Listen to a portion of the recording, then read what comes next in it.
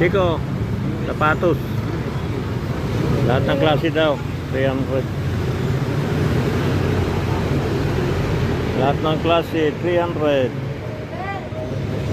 Dito sa kabahan ng San Juan, papuntang Manila East.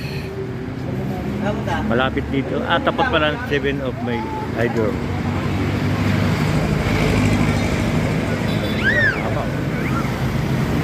Kadulo. Ito yung 7 of May Hydro. Yun yung pop in jail. Paglinggo lang sila nandito. Kasi nag-open yung tindahan dito sa hindi, may nakapag.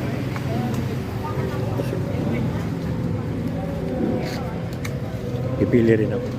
Pero crush ko itong gray.